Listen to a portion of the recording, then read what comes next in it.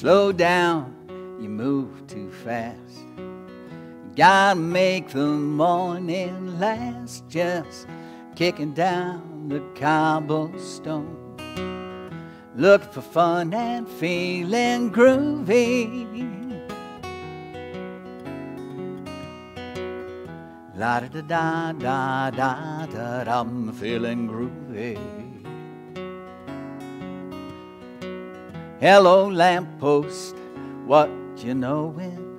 I come to watch your flowers growing. Ain't you got no rhyme for me? Do do do do, feeling groovy. La da da da da da da, I'm feeling groovy. Got no deeds to do, no promises to keep. I'm dappled and drowsy and ready to sleep. Let the morning time drop all its petals on me. Life, I love you, always groovy. La da da da da da da, I'm feeling groovy. La da da da da dum da da. La da da da da da da dum da da. Wee la da dum dum.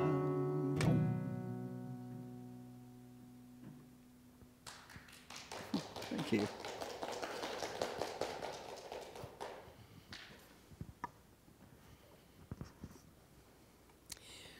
Welcome to Unity Center Woodstock. Thank you for being here and for sharing your day with us. We are a group that is more spiritual than religious, meaning that we honor the divine intuition that guides each person and supports you on your path. We promote a path to positive living through our services, classes, and social action events. My name is Reverend Ann, and it is my deep pleasure to serve as platform assistant today. Our speaker today is Stan Perrin. Stan is a longtime member of our center and has served us in multiple volunteer roles over the years, including youth ministry and our lending library. For several years, he has also served on our board of trustees. He is the coordinator of our Unity EarthCare ministry, the role in which he is speaking today for our annual Earth Day service. Stan, would you like to share anything about your talk this morning? Although get everything they need to know in a few minutes. Okay.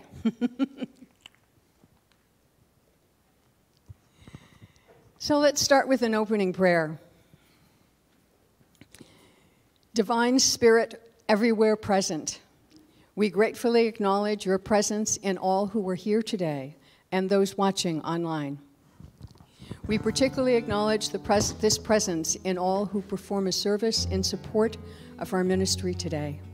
We know that your light is expressing through each and every one with perfection. We are so grateful for those who feel the gift of this service and walk in their day with a new experience of living. We know that all have a part in carrying your light, your love, and peace to those they serve. And so it is. Amen. And now for our 5 unity principles. There is one presence and one power in the universe and in my life. God, the good, omnipotent. The Christ Spirit lives within me.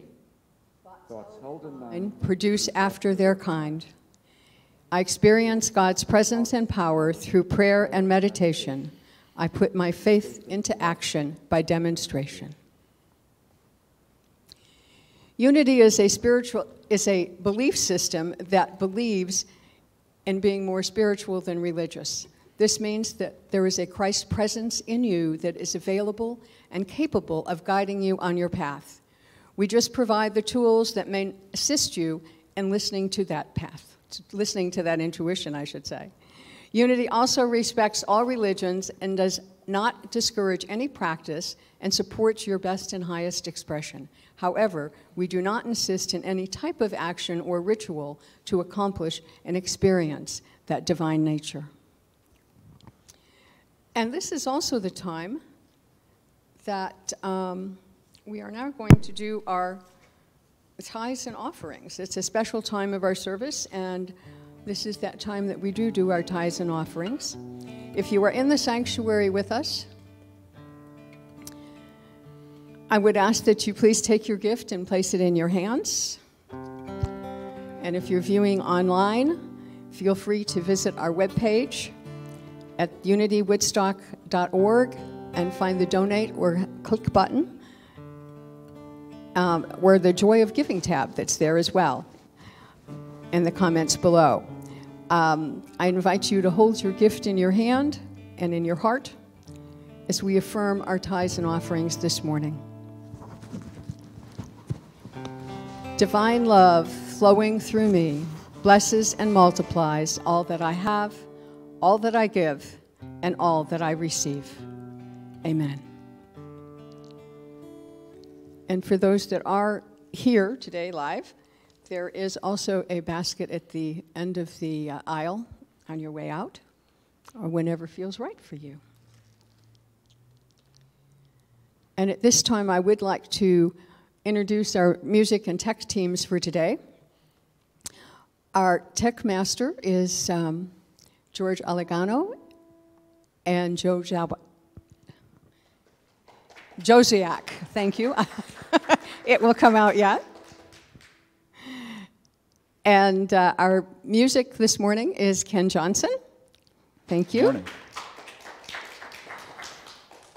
And thank everyone for that special experience that you're creating for all of us this morning. Thank you for that.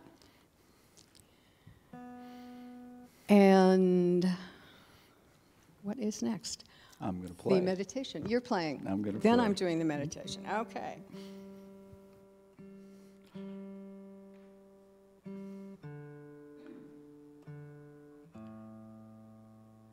So for Earth Day today, this is a Rafi song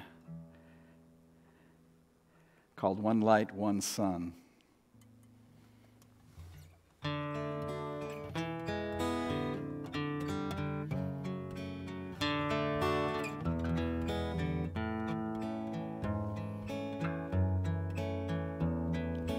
One light, one sun, one sun lighting everyone. One world turning, one world turning everyone. One world, one home, one world home for everyone. One dream, one song heard by everyone. Oh, oh, oh, oh,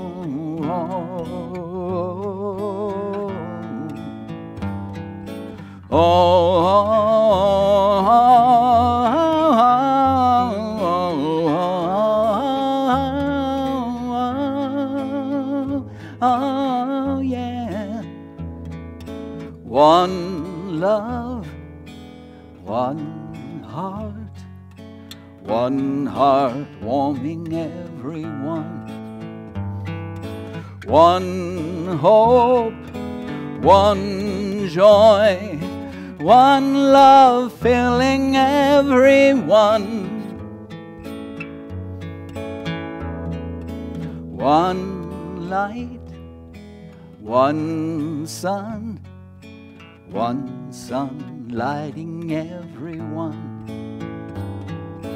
One light warming, one light warming everyone. One light warming, one light warming everyone.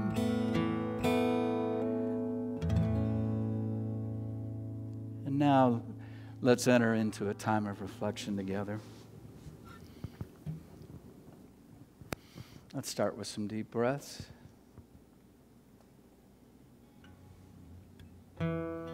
May the long time sun shine upon you. All love surround you, and the pure light within you guide your way on. Guide your way on. May the long time sun shine upon you. All love surround you, and the pure light within guide your way on. Guide your way on. Guide your way on.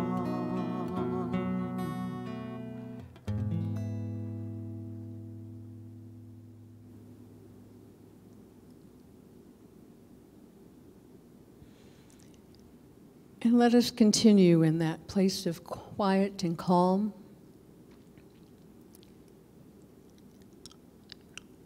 Recognizing that presence that permeates around us. Feeling that presence surround us and move through us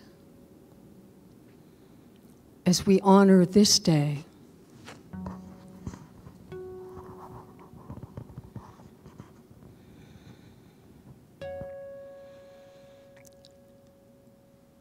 And this is that day that we are blessing and caring for the earth as we are having our Earth Day celebratory service today.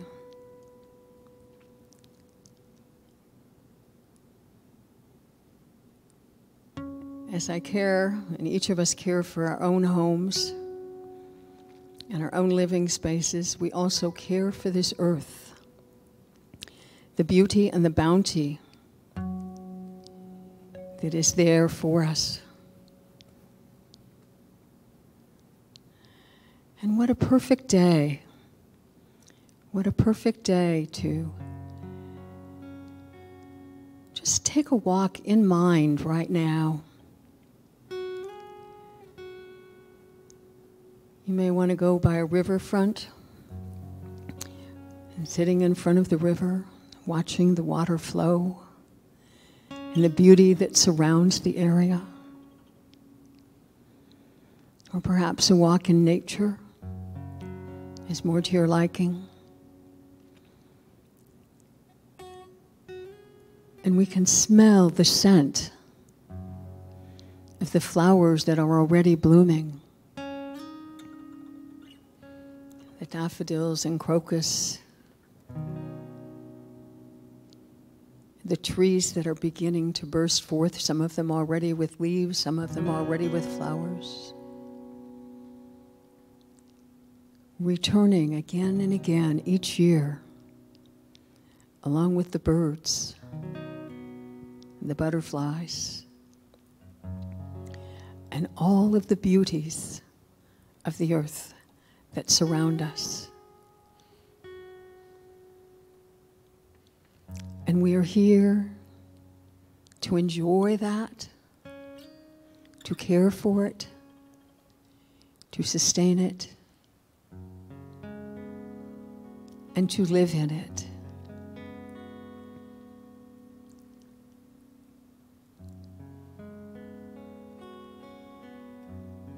Blessing the earth, as well as our individual lives and the beauty that we add to it.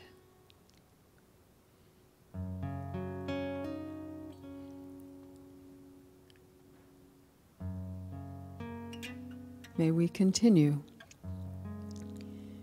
to live within the blessings that are given to us and that we give to the earth itself. This beautiful green, blue-green planet that supports us, and we support it.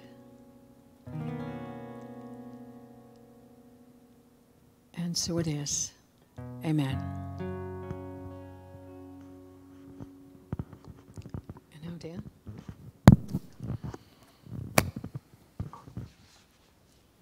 Thanks, Reverend Ann.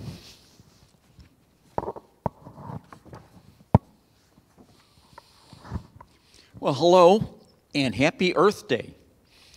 The official Earth Day this year falls on Thursday, April 22nd of every year. The first Earth Day was held in 1970, so last year, 2020, was Earth Day's 50th anniversary. I'm wearing a 50th anniversary commemoration shirt. Hey, if the 2020 Olympics can be held in 2021, then we can celebrate Earth Day's 50th anniversary on its 51st. The title of my talk is The Ecology of Absolutely Everything, and that'll be worth it with my limited time up here, seeing how it can fit in absolutely everything.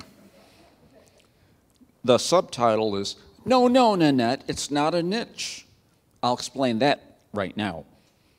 I was told once that environmentalism was a so-called niche issue. No, it wasn't by anyone named Nanette. It was a guy, in fact. This was a moderate conservative who at best thought of environmentalism as a fringe concern, not a real issue, like jobs, the economy, life and death, war and peace. As he saw it, we environmentalists were concerned with saving whales instead of saving fetuses. We were concerned with stopping fracking instead of stopping illegal immigration. But the economy, jobs, war and peace, concern over human life, and the issue of human immigration all are environmental issues. Everything is. Back when I was in college, there would be provocatively worded posters to attract people to campus student groups or presentations. Too many of them had the word sex emphasized and then close-up read, now that we got your attention. But more clever than that was one that I remember, and it said, whatever your cause is, it's a lost cause unless, and then it went on to promote whatever it was, and I don't even remember. But right now, it is accurate to say that whatever the cause is, it is a lost cause unless we deal with climate change, the most urgent concern of our time. And I will say that concern for the environment is the most profound pro-life ethic. If you remember back to last Sunday's talk, Reverend Mary Patrice, and especially Reverend Tom, emphasized the importance of doing work to improve the world, applying Unity's fifth principle, I put my faith into action by demonstration. Unity EarthCare does exactly that. EarthCare was started nationally a number of years ago as a recognized spiritual social action ministry of Unity Worldwide Ministries. And then a few years later, I initiated our own Unity EarthCare ministry here at Unity Spiritual Center of Woodstock. Let's talk about words.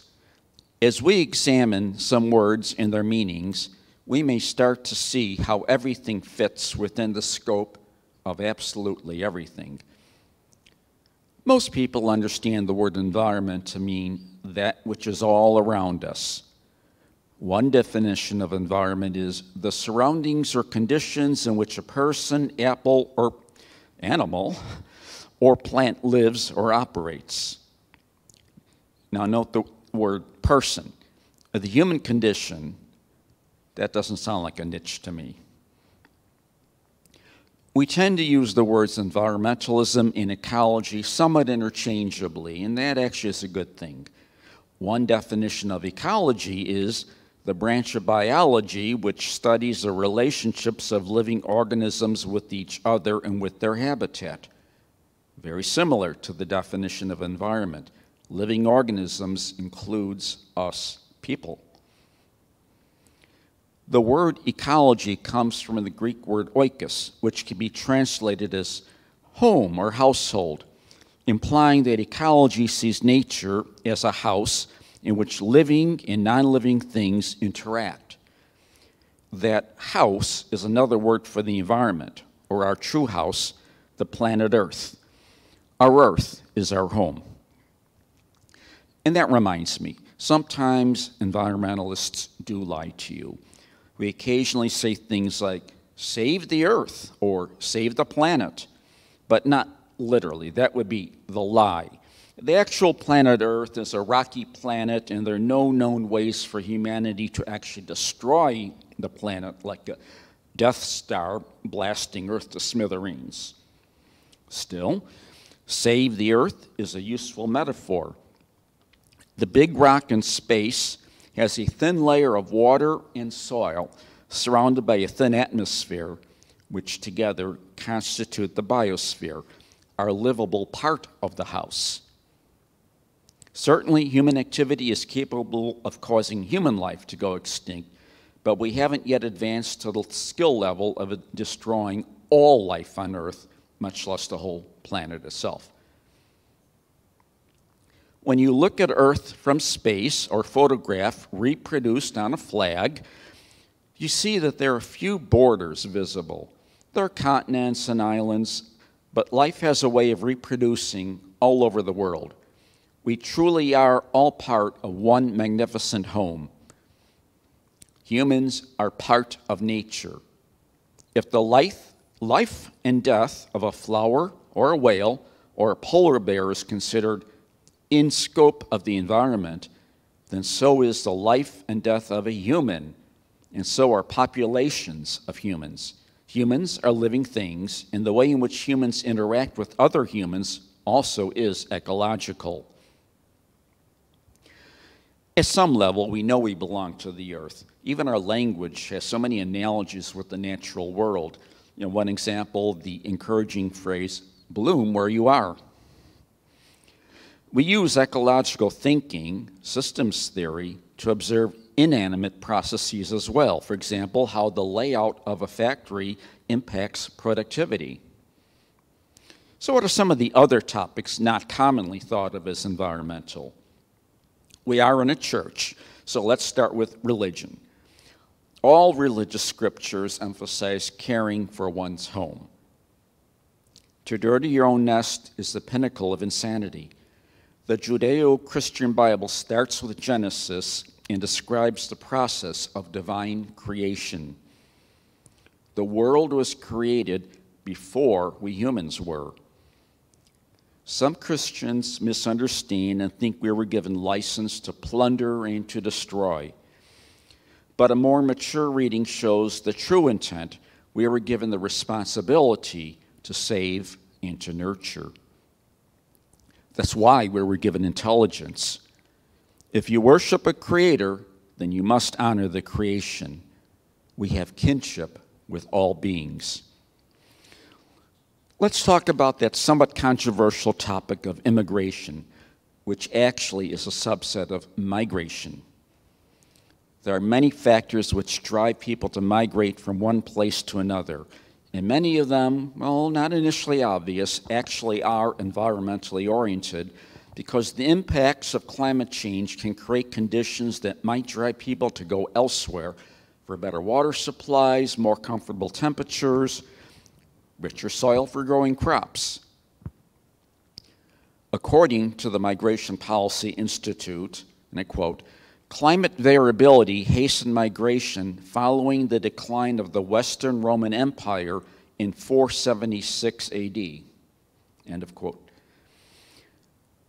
One of the most advanced civilizations in our own Western Hemisphere, the Mayans, couldn't migrate because their civilization died out too soon.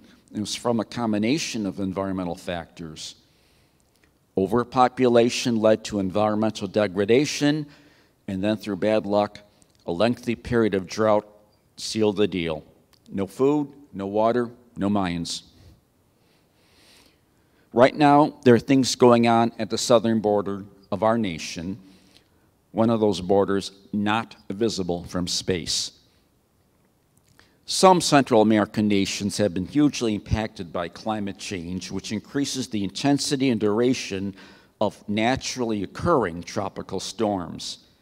Honduras, Guatemala, and others were already impoverished, and devastating storms have destroyed the chances for income and for growing food for many, hence the migration to Mexico and to the United States.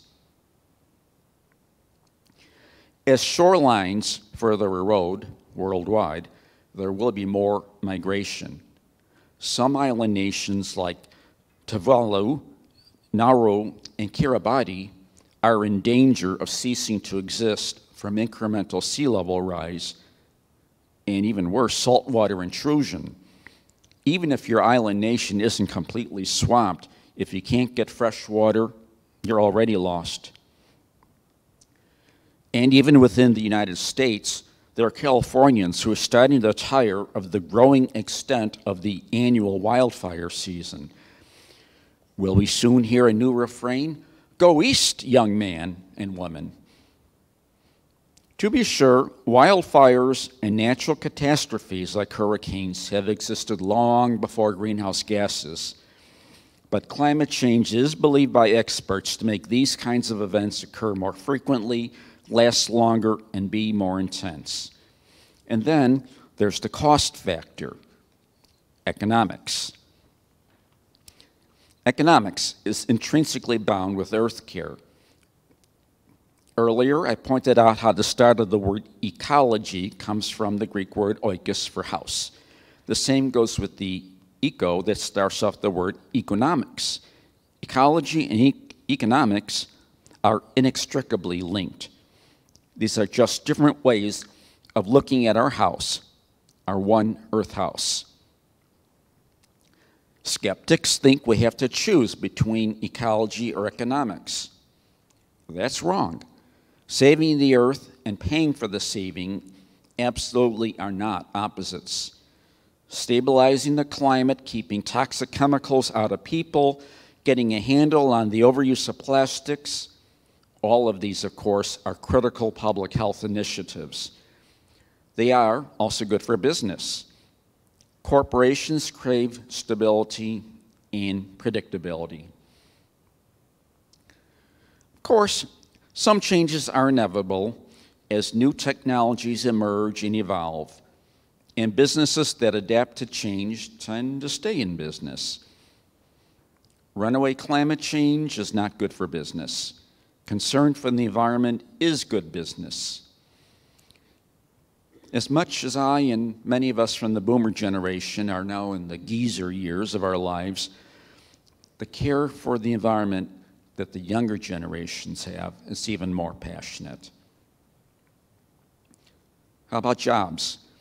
There's no occupation that is totally safe all the time, but working with highly polluted substances, such as the extraction of coal from the ground, that's one of the most dangerous occupations there is.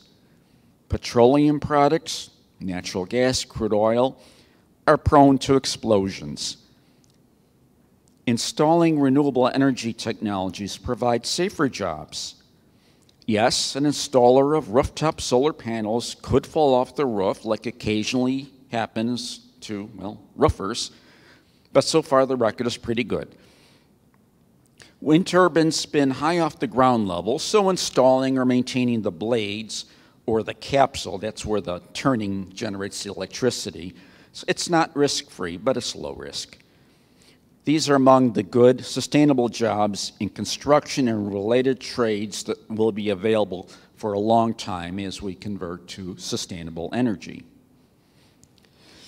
And aside from worker safety, while an oil pipeline leak or an oopsie at a nuclear power plant can be unhealthy for the rest of us people, there's a saying that puts renewable energy in context.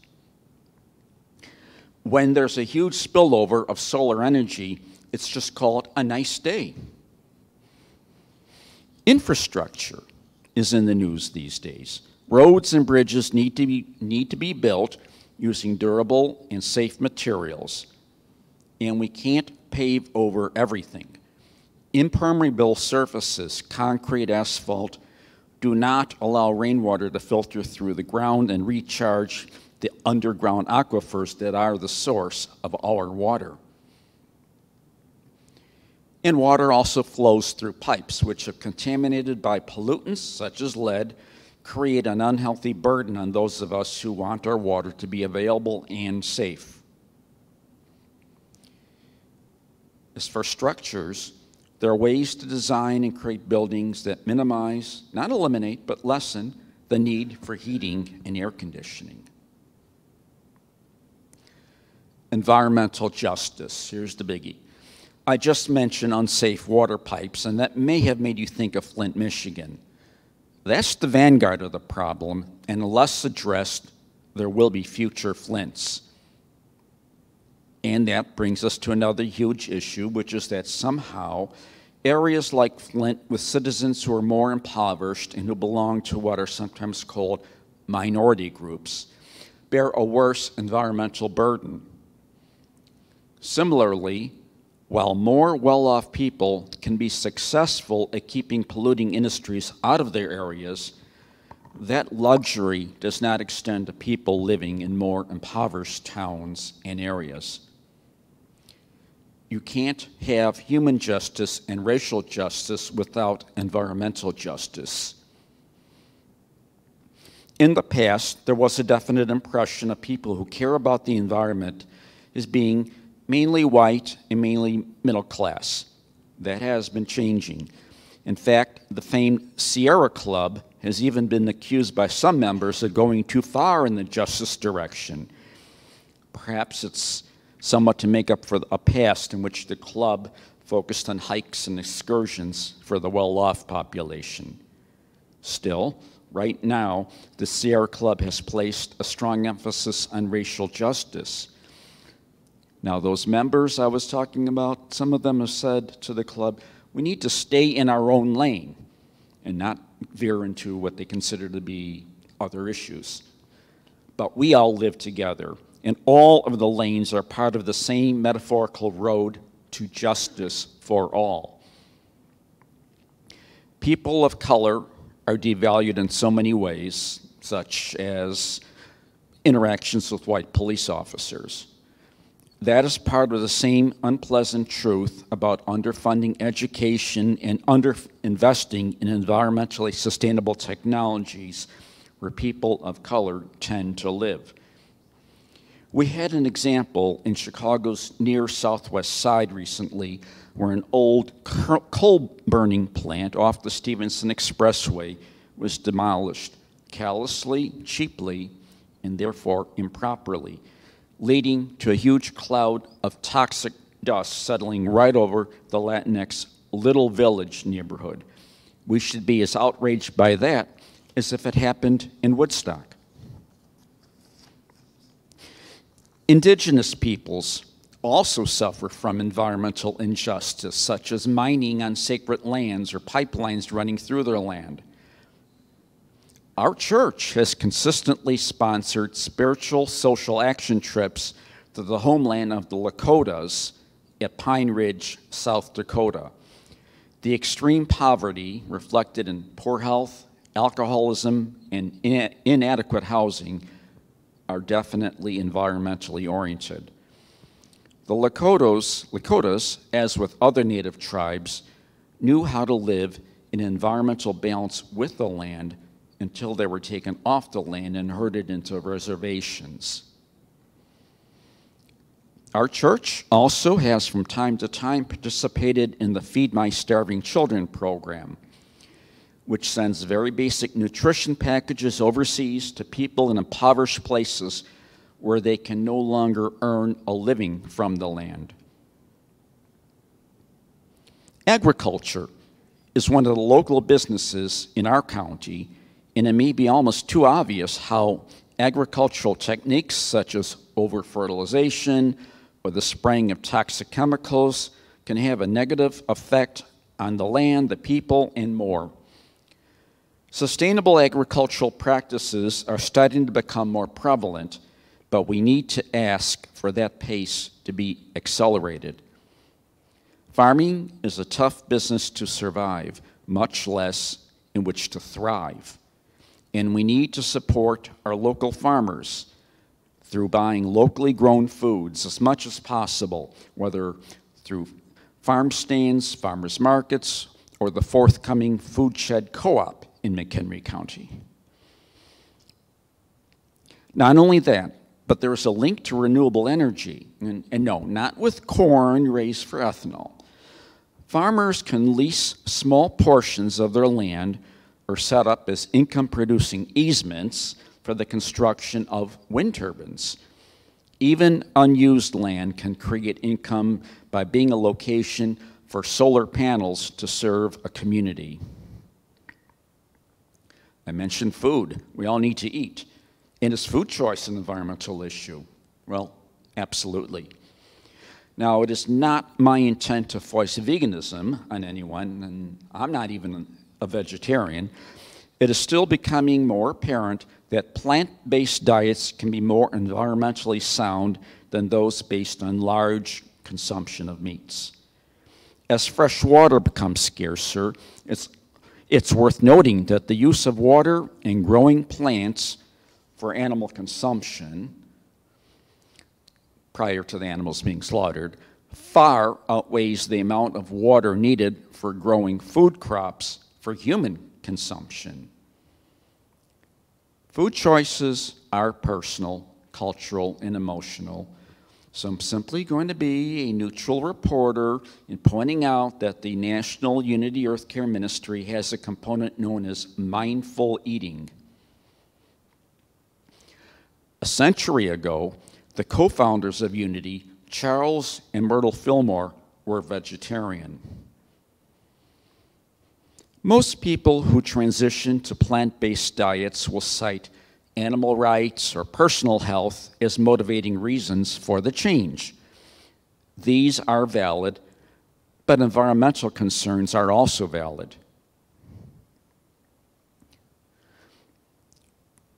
Overall, I don't know of other areas of human endeavor that are untouched by environmental concerns. But I cannot keep talking forever. So let's conclude that we can have a high-level concern for everything without taking on all of the work ourselves. Consider the well-known slogan, think globally, act locally. Yes, everything is related and everything has a link to the environment. Absolutely everything. But absolutely no one can do everything. There's too much for any one person to fully keep track of, much less perform activism work. Trying to solve all problems leads to burnout and solving nothing. We need to find the specific areas that work for each of us individually.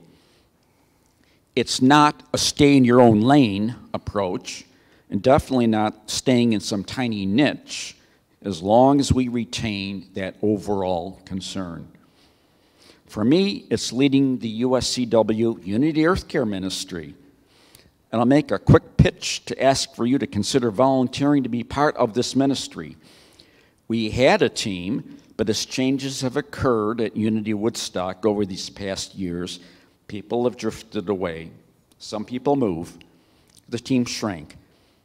And it's time to rebuild. So if it seems right to you, please contact me with your willingness to volunteer.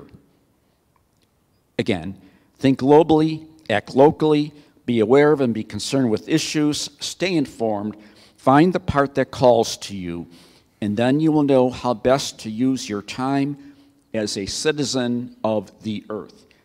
Thank you, and happy Earth Day, everyone.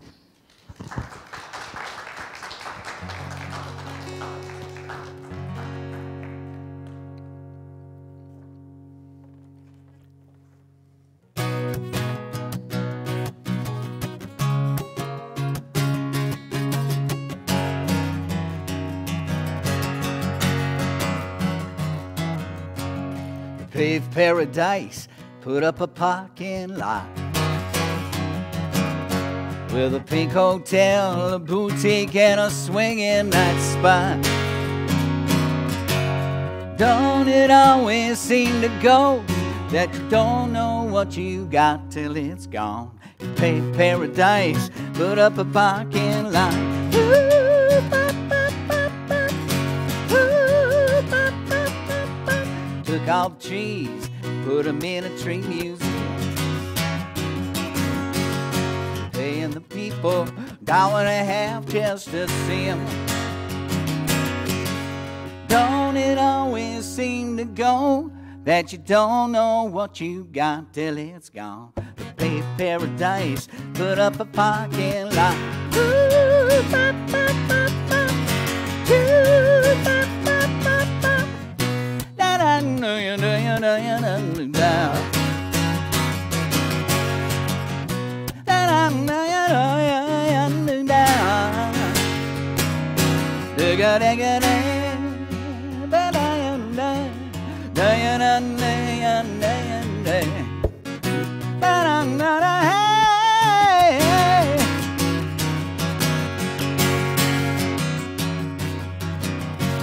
Hey, farmer, farmer, put away the GMO. Leave the spots on my apples and leave things the way that they grow. Don't it always seem to go that you don't know what you got till it's gone? The paradise, put up a parking lot.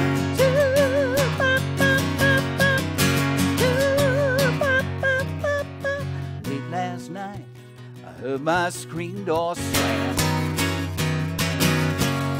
A big yellow taxi took away my old man.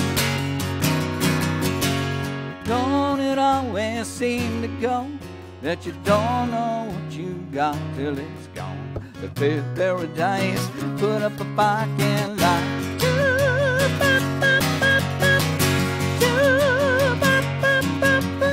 Don't it always seem to go that you don't know what you got till it's gone? The paradise, put up a parking lot.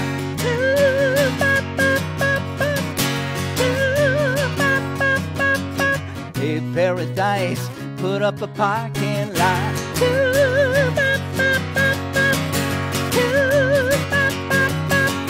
Hey, paradise, put up a parking lot.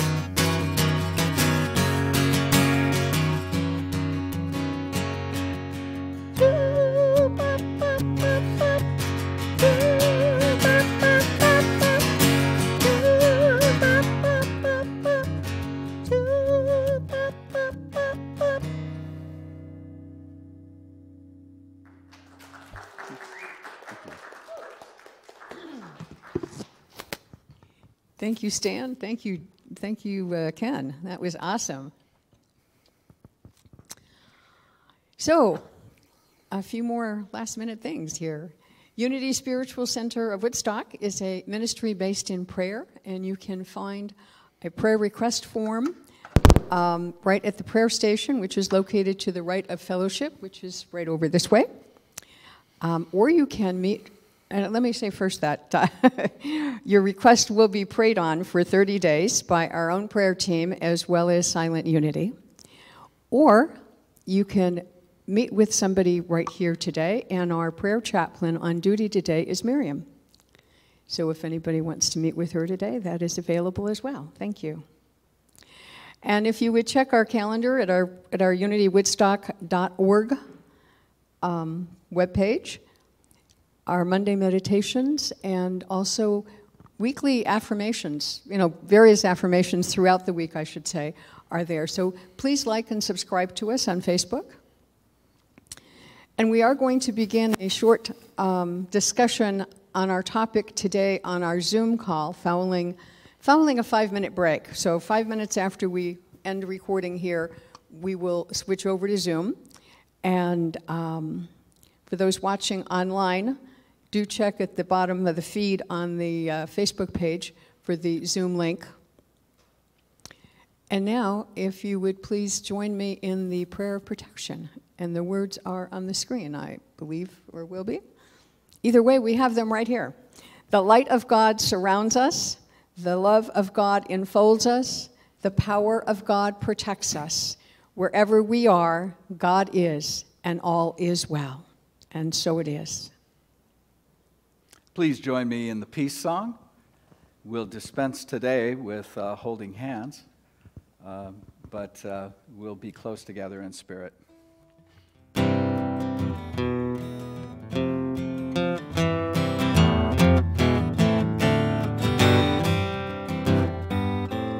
Let there be peace on earth, and let it begin with me. Let there be peace on earth, the peace that was meant to be. With God as creator, family all are we. Let us walk with each other in perfect harmony. Let peace begin with me. Let this be the moment now. With every breath I take, let this be my joyous vow. To take each moment and live each moment in peace eternally. Let there be peace on earth, and let it begin with me.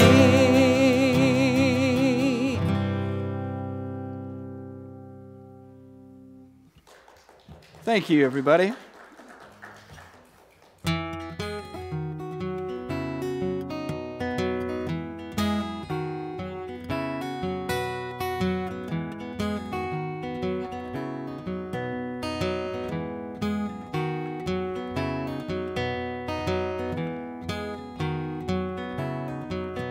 La da da da da da da da da da da da da da da. We ooh do do do.